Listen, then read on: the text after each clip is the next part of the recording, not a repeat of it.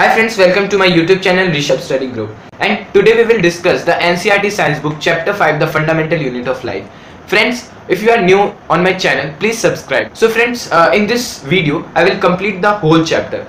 Now friends, we will discuss some question answers, some exercise question answers in this video. But before it, I would like to share some summaries with you. मैं आपको summaries बता देता हूँ जिससे you will get easy to recall the concept that we have studied so far.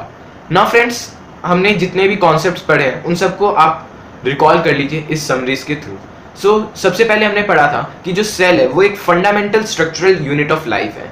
अब ये cell term किसने discover किया था? So Robert Hooke was the famous scientist who discovered the cell in 1665. 1665 में Robert Hooke ने cell को discover किया था. But वो cell क्या था friends? वो non-living cell था. But here the question arises that who discovered the living cell? So friends, Anton von Leeuwenhoek was the one of the famous scientists who discovered the living cell. So friends, Anton von Leeuwenhoek एक बहुत famous scientist हैं. Anton von Leeuwenhoek father of the microbiology से भी जाने जाते हैं. इन्होंने अपने history में काफी सारे researches किए हैं cell के ऊपर. अब यहाँ तक हमने समराइज कर लिया कि डिस्कवरी ऑफ सेल किसने किया था और सेल है क्या, तो वो क्या है? Fundamental unit of life. Now friends, we will study और we will summarize that all living organisms are made up of cells. जितने भी लिविंग ऑर्गेनिजम्स हमने देखे हैं, हमने सुने हैं, वो सारे जो ऑर्गेनिजम्स हैं वो एक बेसिक चीज से बने हैं, वो है सेल. इसको प्रूफ करने के लिए हमने एक एक्टिविटी की थी जिसमें हमने एक ऑनियन के पील को माइक्रोस्कोपिक व्यू से ऑब्जर्व किया था. उसके बाद हमने सेल थ्योरी पढ़ी जिसमें लिखा था कि जो सेल है वो एक basic structural unit of life है, और लिखा था कि all organisms are made up of cell, कि हर ऑर्गेनिज्म सेल से बने हैं. उसके बाद जो थर्ड पॉइंट था सेल थ्योरी में वो था कि जितने भी न्यू सेल्स हैं वो प्री एग्जिस्टिंग सेल्स से ही आए हैं. नाउ फ्रेंड्स, अब हम समझ लेते हैं कि ये जो 3 पॉइंट्स है ये किन 3 साइंटिस्ट ने मिलकर इस पे रिसर्च किया था. सो फ्रेंड्स, नंबर 1 साइंटिस्ट थे शिलिंडे, then the second one was the Schwann, Theodor Schwann, and the third one was the Virchow. So these are the 3 famous scientist who wrote the cell theory. Now friends, इधर हमने कुछ famous scientist के बारे में पढ़ा जिन्होंने कुछ famous discoveries की थी सेल पे. तो उनमें से एक है Robert Brown. Robert Brown was the famous scientist who discovered the term of nucleus in the cell, जिन्होंने सेल के अंदर एक न्यूक्लियस को डिस्कवर किया था. He said that nucleus is as the brain of the cell who control the all cell organisms present in the cell. और उन्होंने बताया था कि ये जो न्यूक्लियस है वो उसका स्ट्रक्चर क्या है और जितने भी इंफॉर्मेशन है उन्होंने न्यूक्लियस के बारे में दिया था. मतलब पूरा जो टर्म था न्यूक्लियस का वो रॉबर्ट ब्राउन के द्वारा खोजा गया है. Now friends, we have also learned Mr. Purkinje who discovered the protoplasm present in the cell organism. एक साइंटिस्ट थे जिनका नाम है पुरकिंजी, उन्होंने प्रोटोप्लाज्म टर्म को डिस्कवर किया था. नाउ फ्रेंड्स, इधर हमने कुछ फेमस साइंटिस्ट के बारे में रिकॉल कर लिया. Now we have studied that the structure of the cell. Now ये जो स्ट्रक्चर ऑफ द सेल है उसमें से सबसे पहला जो स्ट्रक्चर है, हम शुरुआत से लेकर चलते हैं और एंड तक जाते हैं. तो सबसे पहला जो स्ट्रक्चर था वो था plasma membrane. Plasma membrane animal cell का आउटर कवरिंग है और प्लांट सेल का आउटर कवरिंग क्या है friends? Cell wall. Plasma membrane में ऑस्मोसिस प्रोसेस होते हैं, जो वाटर मॉलिक्यूल्स जब प्लाज्मा मेम्ब्रेन के गो थ्रू होते हैं. ठीक है फ्रेंड्स, तो ये था ऑस्मोसिस प्रोसेस. प्लाज्मा मेम्ब्रेन था outer surface of the animal cell और सेल वॉल था outer surface of plant cell. Cell wall क्या करता है फ्रेंड्स? ऑस्मोसिस प्रोसेस को इंक्रीज कर देता है प्लांट सेल में, और सेल वॉल के बाद में आता है प्लाज्मा मेम्ब्रेन जो कि प्लांट सेल में भी प्रेजेंट होता है. देन सेल वॉल के बाद हमने पढ़ा था न्यूक्लियस. न्यूक्लियस एक काफी छोटा कंपोनेंट है, बस एनिमल सेल के सेंटर में लाई करता है. Nucleus is lie in the centre of the animal cell but don't lie in the centre of the plant cell. Plant cell के सेंटर में लाई नहीं करता है क्योंकि प्लांट सेल का जो वैक्यूल है वो बहुत बड़ा है, जिसकी वजह से nucleus have not enough space that it can lie in the centre. उसके पास इतना स्पेस नहीं है कि वो सेंटर में लाई करे, बट एनिमल सेल में है तो वो सेंटर में लाई करता है. उसके बाद न्यूक्लियस का हमने स्ट्रक्चर समझा.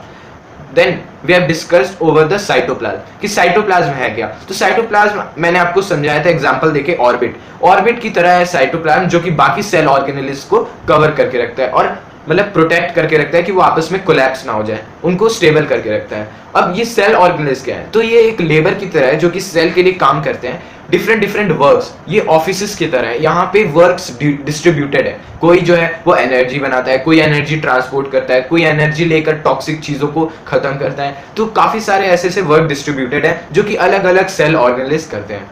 देन अब हम हर एक सेल ऑर्गेनेल्स को समझते हैं, प्लांट सेल और एनिमल सेल दोनों के सेल ऑर्गेनेल्स को साथ में समझेंगे। तो सबसे पहला हमारा जो सेल ऑर्गेनेल्स है तो वो है न्यूक्लियस। न्यूक्लियस हमने कवर कर लिया, साइटोप्लाज्म हमने कवर कर लिया। Then the third one cell organelles is endoplasmic reticulum, जिसमें हमने पढ़ा था कि ये इसकी काफी लार्ज नेटवर्किंग है, काफी बड़े एरिया में फैला है, जिसकी वजह से काफी सारी बायोकेमिकल प्लेसेस ये प्रोवाइड करता है सेल्स को। उसके बाद ये एक इसके दो पार्ट्स होते हैं, स्मूथ एंडोप्लाज्मिक रेटिकुलम और रफ एंडोप्लाज्मिक रेटिकुलम, जिसके अलग अलग काम है। स्मूथ एंडोप्लाज्मिक रेटिकुलम का काम है कि वो लिपिड्स बनाता है और टॉक्सिक चीजों को कम करता है सेल के अंदर। और जबकि बात करें रफ एंडोप्लाज्मिक रेटिकुलम की, तो वो प्रोटीन सिंथेसिस करता है। क्योंकि रफ क्यों है, क्योंकि उसके सरफेस पे राइबोसोम्स प्रेजेंट है और राइबोसोम्स जो है वो ही प्रोटीन सिंथेसाइज करता है। उसके बाद जो हमारा नेक्स्ट सेल ऑर्गेनेल्स था वो बुक में नहीं दिया है, लेकिन वो है राइबोसोम्स। ये राइबोसोम्स जो है ये साइटोप्लाज्म में फ्लोट करता रहता है और ये राइबोसोम्स वहां भी प्रोटीन सिंथेसिस करता है।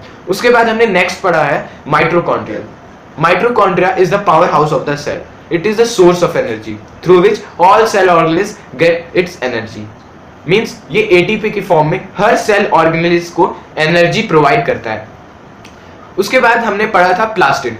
फ्रेंड्स, ये प्लास्टिड एनिमल सेल में नहीं होता है और प्लांट सेल में होता है। आप इसको ऐसे याद कर लीजिए, प्लास्टिड्स प्लांट सेल। प्लास्टिड्स क्या करता है, क्लोरोफिल, क्रोमोप्लास्ट, ल्यूकोप्लास्ट, इन सब की इनहेरिटेंस बढ़ाता है प्लांट सेल में, उसको फोटोसिंथेसिस करवाने में मदद करता है प्लास्टिड। तो ये जो प्लास्टिड्स हैं वो सिर्फ प्लांट सेल में ही रिक्वायर्ड है, हम एनिमल सेल में ये रिक्वायर्ड नहीं है। Now friends, we have also studied the vacuole, that what is the function of vacuole। so friends, vacuole जो है वो वाटर स्टोर करता है, उसके बाद मिनरल्स, एमिनो एसिड्स, प्रोटीन्स, ये सब को स्टोर करके रखता है। तो ज्यादा स्टोरेज की जरूरत है प्लांट सेल को, क्योंकि वो अपना जितना भी एनर्जी है वो वाटर स्टोर, ज्यादा से ज्यादा वाटर स्टोर करेगा, तभी उसको अच्छी मात्रा में ग्रोथ होगी। If it will store water in a large amount then only it will grow better, so that the size of the vacuole is more than 50 और it covers the more than 50 to 90% of the cell। Means vacuole बहुत बड़ा होता है, ये कम से कम 50 to 90% of surface area जो होता है प्लांट सेल में वो खुद ही कवर कर लेता है, जिस वजह से न्यूक्लियस जो है वो सेंटर में लाइक नहीं कर पाता है। सो इधर हमने वैक्यूल्स कंप्लीट कर लिया। उसके बाद हम पढ़ते हैं लाइसोसोम्स। लाइसोसोम्स एक ऐसे लिपिड्स होते हैं, मतलब आप कह सकते हैं बाउल शेप सैक्स होते हैं, जिनमें काफी सारे इंजाइम्स कैरी होते हैं। वो इंजाइम्स RER के द्वारा बनाए जाते हैं। अब ये जो लाइसोसोम्स हैं ये सेल की क्लीनिंग करता है, सेल में जितने भी टॉक्सिक चीजें हैं उन सबको वो डाइजेस्ट कर लेता है लाइसोसोम्स में। आप ऐसे समझ लीजिए कि कोई भी सेल अगर डैमेज सेल जो डैमेज सेल है वो फ्लोट कर रहा है साइटोप्लाज्म में और अपनी टॉक्सिक चीजें फैला रहा है, तो इस टाइम में क्या होगा, जो लाइसोसोम्स का एक बाउल है वो अब ब्रस्ट कर जाएगा। ब्रस्ट करने के बाद उसमें से जो एंजाइम्स निकलेंगे, the enzymes will digest the whole damaged cell. That's why lysosomes are also known as suicide bags of the cell. So friends, here we have covered the topic of lysosomes. अब हम discuss करते हैं Golgi एपेटिस के बारे में। Golgi एपेटिस क्या था friends? Golgi एपेटिस एक लार्ज वेसल जैसा था जिसमें से एनर्जी डिस्पैच होता था, मतलब एंडोप्लाज्मिक रेटिकुलम से वो अटैच रहता था और एंडोप्लाज्मिक रेटिकुलम उसको एनर्जी देता था ताकि बाकी सेल ऑर्गेनेल्स तक वो एनर्जी प्रोवाइड हो सके। सो ये जो गोल्गी एपेटिस है ये एनर्जी लेकर और बाकी सेल ऑर्गेनेल्स को प्रोवाइड करता है। और इसके हमने काफी सारे काम भी पढ़े थे, जैसे वो शुगर, कॉम्प्लेक्स शुगर को सिंपल शुगर में कन्वर्ट कर लेता है। उसके बाद ये जो है ये लाइसोसोम्स भी प्रोड्यूस करने लगता है। तो ये था गोल्गी एपेटिस। देन लास्ट टॉपिक हमने पढ़ा था सेल डिवीजन। तो कितने तरह के सेल डिविजन्स होते हैं friends? 2 types. There are 2 types of cell divisions. So friends, one is mitosis cell division and the second one is meiosis cell division. अब हमने पढ़ा था कि माइटोसिस सेल डिवीजन तब होती है जब हम प्यूबर्टी एज में होते हैं और हमारे हर पार्ट में जो ग्रोथ होती है उसके लिए जो सेल रिक्वायर्ड होता है उस जगह में माइटोसिस प्रोसेस हमारा बॉडी करता है और तब माइटोसिस प्रोसेस करके सेल डिवाइड होता है। और अगर बॉडी में कोई कट लग जाए तब माइटोसिस प्रोसेस होके उस कट को जो हील करने के लिए जो नए सेल्स आते हैं तो वो माइटोसिस प्रोसेस करके ही आते हैं। नाउ फ्रेंड्स, हमने मियोसिस के बारे में पढ़ा था। तो मियोसिस क्या होते हैं? जो होल गैमेट जो बनता है उस होल जेमेट को बनाने के लिए जो सेल रिक्वायर्ड होता है वो सेल हमारा मियोसिस प्रोसेस करके आते हैं। तो यहाँ पे हमने पूरा सेल डिवीजन भी पढ़ लिया। तो ये था हमारा summary. Now we will discuss some question answers in this week, so let's get started. So now friends, we are going to discuss the exercise question answers of this chapter. So here friends, question number 1 is make a comparison and write down ways in which plant cells are different from animal cells. So friends, question is trying to say that we have to say some statements that prove the difference between the animal cell or plant cell. So here I have differentiated the 2 points. So plant cell. So as you know friends, cell wall is present in plant cell, but if you look in animal cell, so cell wall is absent. So अगर आप notice करें कि cell wall present क्यों है plant cell में, तो आपको पता होगा कि जो सेल वॉल है वो rate of absorption of water को इंक्रीज कर देता है प्लांट सेल में, so that a plant can absorb more water than a animal cell. That's why cell wall is present in plant cell and absent in animal cell. Now point B says that vacuoles are too big, and if we look the point of animal cell, then here the vacuoles are too small or either absent. So friends, why the vacuoles are too big in plant cell? Because as we know, cell wall increase the rate of absorption of water, so there should be some backup machine that store more water than an animal cell, so that it can use it in future. That's why vacuoles are too big in a plant cell, so that it carry more and more water and store it. It also stores several amino acid, protein and starch in it. But vacuoles are too small or either absent in animal cell, because there is no need to store more water in animal cell. Then if we look the C point in plant cell, so here the plastids are present, and in animal cell here the plastids are absent. As you know friends, plastids give some inherent things to the plant cell.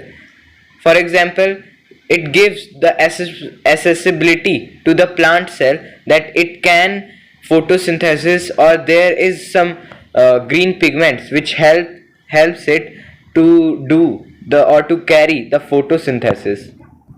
But there is no need of photosynthesis in animal cell. That's why plastids are absent in animal cell. Then our next point is plant cells synthesis their nutrients. If we look in animal cells, so they do not synthesize their nutrients. Actually friends, plant cell absorb some surrounding materials or raw materials, you can say, or they converts the raw material into a simple form and just absorb it. But in animal cell there is no need of this. We also make our food by our surroundings, but we just make a complex food and just intake which depend upon our taste. So by after intaking it, our cell convert a complex food into a simple form. Now here the next point is nucleus position is in the side, and if we look in animal cells, so here nucleus is in the center. So why this nucleus place is varies in two cells? Because as you know friends, vacuoles are too big in plant cells, so that it carries, actually vacuoles carry 50 to 90% of the space of plant cell, but the vacuoles are too small in animal cell, so that nucleus have enough space, so it can lie in the center. But in the plant cell, nucleus haven't enough space or much space that it can lie in the center, so it lie in the side. Now our next point in plant cell is generally these cells are bigger, but if we look in animal cells, they are smaller than plant cell. Means how this size varies? Because vacuoles are too big in plant cell, that's why they need some more space, so that their cell organelles can easily convert in it, so their size is bigger than animal cell. Now friends, here the question number 2, says that how is a prokaryotic cell different from a eukaryotic cell? Means prokaryotic cell कैसे eukaryotic cell से different है. So friends, before understanding this question I would like to make you understand that what is the concept of prokaryotic cell or eukaryotic cell. Actually, in our earlier sessions we have discussed that the organisms which are made up of single cells are known as prokaryotic cells, or their nucleus should be undefined. And in eukaryotic cells are those organisms which are made up of multicellars. They are multicellular organisms. So friends, these are the prokaryotic cells and eukaryotic cells. Now we have to tell the difference between these two cells. Number one difference is prokaryotic cell size is generally small. So how much small it is? So it is 1 to 10 micrometer. Then if we look this point in eukaryotic cell, so the size generally large. How much large? It is 5 to 100 micrometer. It is 5 to 100 micrometer. And if we look this next point in prokaryotic cell, so it is upon the nuclear region. Nuclear region is not well defined and not having any nuclear membrane. Friends, यहाँ जो nuclear region है ये इतना well defined नहीं होता. क्यों नहीं होता? क्योंकि जैसा कि हम जानते हैं हमारे न्यूक्लियर रीजन में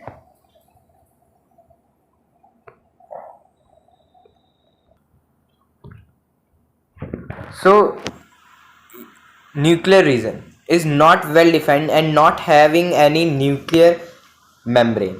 It means friends कि न्यूक्लियर रीजन जो प्रोकैरियोटिक सेल में होते हैं वो वेल डिफाइंड नहीं होते. क्यों नहीं होते? क्योंकि as we have studied that nuclear region is made up of two membranes. Nuclear region is made up of two membranes in eukaryotic cell, which is nuclear envelope and nuclear membrane. But in prokaryotic cell nuclear membrane जो होता है वो absent होता है, जिस वजह से nuclear region कमज़ोर होता है. Then if we look this point in the eukaryotic cell, so here the nuclear region is well defined and surrounded by a nuclear membrane.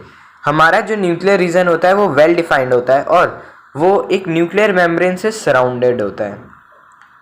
Now point C in prokaryotic cell, it is known as nucleoid. ऐसे undefined nucleus को हम nucleoid कहते हैं prokaryotic cell में. और हमारा cell जैसे कि हमारा न्यूक्लियस जैसा कि वेल डिफाइंड है तो ऐसे न्यूक्लियस को न्यूक्लियस ही कहते हैं. Now the next point in prokaryotic cell is chromosomes. Chromosomes are single, means it have not much chromosomes than a eukaryotic cell. So ऐसे well defined nucleus को हम ऐसे well defined nuclear region को हम nucleus कहते हैं. If we look the next point in prokaryotic cell, so here the chromosomes are single, and in eukaryotic cell there are more than one chromosomes. Means जो chromosomes के DNA जो हैं उस DNA में टू लाइंस, जैसा कि आप picture में देख रहे होंगे कि टू लाइंस होते हैं हमारे यूकैरियोटिक सेल में, लेकिन यहाँ पे सिर्फ एक ही लाइन होता है जिस वजह से उनका जो DNA है वो सिंगल ही होता है. So chromosomes are much poor in prokaryotic cell, much poor in prokaryotic cell. Then if we look the next point, it is membrane bound cell organelle is absent, and here in eukaryotic cell membrane bound cell organelles are present. Then if we look the third point in this question, so it is what would happen if the plasma membrane ruptures or break down. क्या होगा अगर plasma membrane हटा दिया जाए या टूट जाए. So as you know the function of plasma membrane, if cell membrane breaks down then as we know it is a selective permeable membrane which allows only some selective items to go through it to go through in cell. If it is absent, then several different types of foreign invaders will enter in the cell, and as we know they may harm the cell. It means हम जैसा कि plasma membrane जिसे cell membrane भी कहते हैं, हम इसका function जानते हैं। तो इसका फंक्शन होता है कि एक सिलेक्टिव परमिएबल मेम्ब्रेन है जो कुछ ही सिलेक्टिव आइटम्स को अपने अंदर अलाउ करती है जाने के लिए। अगर ये ना हो तो जितने भी फॉरेन इन्वेडर्स हैं उनको एक छूट मिल जाएगी और वो फ्रीली एंटर कर पाएंगे सेल के अंदर। और जैसा कि आप जानते हैं, अगर कोई भी चीज़ हमारे सेल के अंदर एंटर कर जाए और वो हमारे सेल के लिए रिक्वायर्ड नहीं हो, so it may harm the cell, वो हमारे सेल को नुकसान पहुंचा सकती है। If we look the fourth question of this exercise, so it is what would happen to the life of a cell if there was no Golgi apparatus. It means friends, मैंने आपको अपने earlier topics में हर cell organelles का अच्छे से function बता दिया है, जिसके आधार पर ये क्वेश्चंस है। इसके लिए आपको हर सेल ऑर्गेनेलिज के फंक्शंस जानना जरूरी है। So as we know, the Golgi apparatus is also responsible for the formation of lysosomes, which are in further responsible for disposing the waste cell. If it is not produced, and accumulation of dead and damaged cell will not occur, then it will ultimately cause death to the cell. That's why Golgi apparatus is most important. Friends, ये जो Golgi apparatus है वो lysosomes का formation करने के लिए भी responsible है। अब हम इसको लाइसोसोम्स के फंक्शन से समझते हैं। तो लाइसोसोम्स इनडायरेक्टली सेल को क्लीन करता है, जिस वजह से जितनी भी टॉक्सिक चीज़ें हैं वो सेल में नहीं पहुंच पाती, जिस वजह से सेल जो है वो एक हेल्दी सेल में कन्वर्ट हो जाता है। अगर ये लाइसोसोम्स नहीं रिलीज होंगे गोल्गी apparatus से, सो इन डेड और डैमेज सेल की एक्यूमुलेशन नहीं हो पाएगी, जिस वजह से सेल जो है it will ultimately go to the near by the death. Then if we look the fifth question of this cell, so here the fifth question is which organelles is known as the power house of a cell and why. So mitochondria is known as the powerhouse of the cell because it is the only place from where energy in the form of ATP, means adenosine triphosphate, is produced for the other cell organelles. Friends, here the question that we have asked, that means there are two questions which we have asked. Number one, that what is the name of that cell organelles which is known as powerhouse. ऐसा कौन सा cell organelles है जो power house के नाम से जाना जाता है? अगर जाना जाता है तो क्यों जाना जाता है? तो यहाँ पे अपने आपका दो क्वेश्चन हो जाएगा। एक तो हमें सबसे पहले उस सेल ऑर्गेनेलिज का नाम बताना है। तो mitochondria is known as the power house of the cell. Then we have to tell that why. So because it is the only place from where energy in the form of ATP, means it is the source of energy which release the energy in the form of ATP, which means adenosine triphosphate, is produced for the all cell organelles. Means यही एक मात्र source है जिससे बाकी cell organelles के लिए energy जाती है। इस वजह से इस सेल ऑर्गेनेल्स का नाम power house of the cell भी कहा जाता है। सो फ्रेंड्स, यहाँ पे आप इसको एक क्रिकेट के फील्ड को लेकर चल सकते हैं। अगर आप क्रिकेट देखते होंगे, if you are interested in cricket, so you know the players of Indian cricket team. So friends, अगर आप विराट कोहली को जानते हैं तो उसका जो स्पेसिफिक नेम है वो विराट कोहली है, लेकिन एक क्रिकेट को खेलते वक्त वो अपने मैच में और अपने सीरीज़ में काफ़ी फोर लगा चुके हैं, जिस वजह से उनको ऑडियंस या पीपल के द्वारा उन्हें फोर मशीन भी कहा जाता है। Similarly in cell, the cell organelles which is known as mitochondria, so its scientific name is mitochondria, but according to its work and its popularity, we also often say it as the powerhouse of the cell. It means it is the powerhouse of the cell. Now if we look the sixth question of this exercise, so Here the sixth question is, where do the lipids and proteins constituting the cell membrane get synthesized? कहाँ ये lipids, proteins और cell membrane बनते हैं? So lipids are manufactured in SER and proteins are manufactured in RER, then form their cell membrane. Lipids जो है वो smooth endoplasmic reticulum में बनते हैं और जो protein है वो rough endoplasmic reticulum में बनते हैं और यही आगे चलकर अपना सेल मेम्ब्रेन बनाते हैं. रफ एंडोप्लाज्मिक में आप जानते हैं कि राइबोसोम्स प्रेजेंट रहते हैं और राइबोसोम्स ही प्रोटीन सिंथेसिस करते हैं. तो इनडायरेक्टली आरईआर में प्रोटीन सिंथेसाइज होते हैं.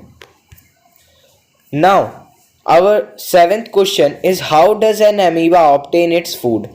एमीबा एक प्रोकैरियोटिक सेल है. इसमें हमें पूछा गया है कि एमीबा जो ऑर्गेनिज्म है वो अपना फूड कैसे इनटेक करता है. तो इसको मैं आपको एक डायग्राम से समझा देता हूँ.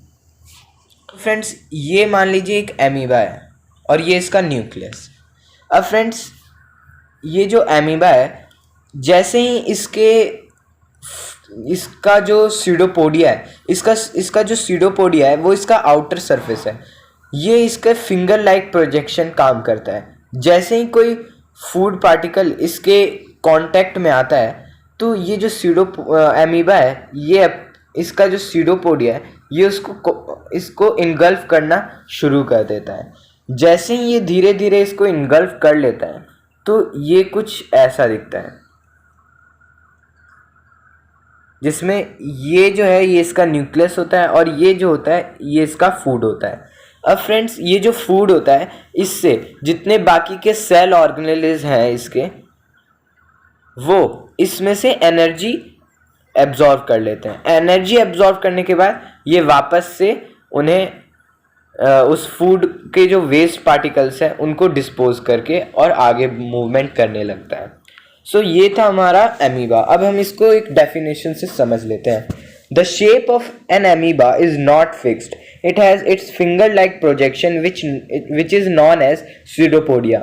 When food comes in the contact of pseudopodia, it swallows the food particle very slowly.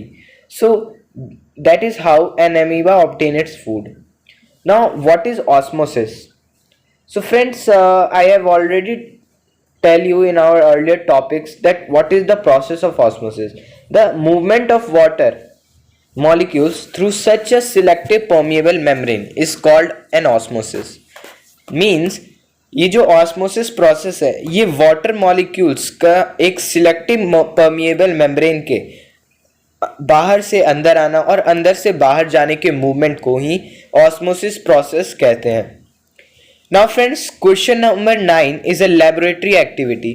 That's why I haven't discussed in this exercise question answers.